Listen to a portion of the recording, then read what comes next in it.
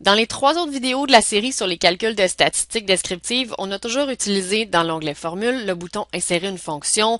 On est allé choisir la fonction qui nous intéressait, on entrait les arguments et on validait.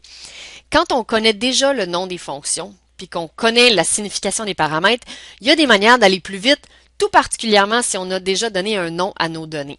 Je vous le démontre ici, puis vous pourrez choisir la version, la manière de fonctionner qui vous plaît la plus. Donc, j'ai déjà mes résultats, mais je vais les refaire pour la démonstration.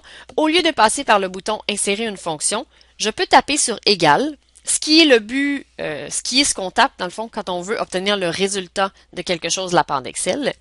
Premier constat, dès qu'on tape ça, dans la zone de nom, on a dans le menu déroulant non pas les noms qu'on a donnés à nos différentes plages de cellules, mais bien la liste des dernières fonctions qui ont été utilisées. Fait que si celle qu'on veut est dedans, tant mieux. On n'a pas besoin d'aller la chercher via le bouton Insérer une fonction.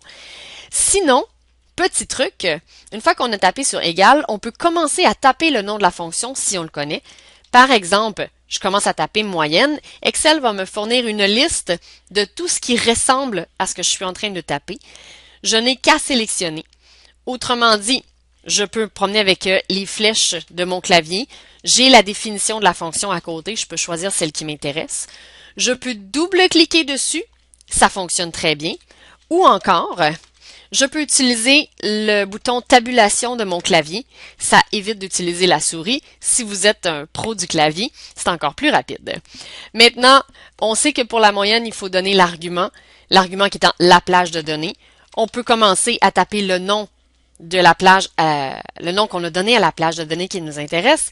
Dès qu'on commence à taper, Excel va nous fournir soit, si je reviens en arrière, des fonctions préprogrammées ou encore, vous voyez le petit symbole d'étiquette comme une étiquette sur une valise.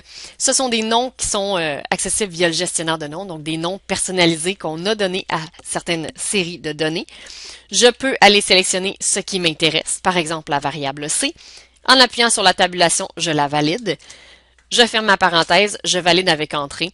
J'ai donc ma formule. Ici, c'est pas le même chiffre, j'ai pas fait la même moyenne. J'ai pris la variable C d'un côté, la variable A de l'autre. Mais j'ai mon résultat sans jamais avoir touché au bouton Insérer une fonction. Ça peut donc être nettement plus rapide quand on connaît le nom de nos fonctions et qu'on connaît aussi le nom qu'on a donné à nos séries de données.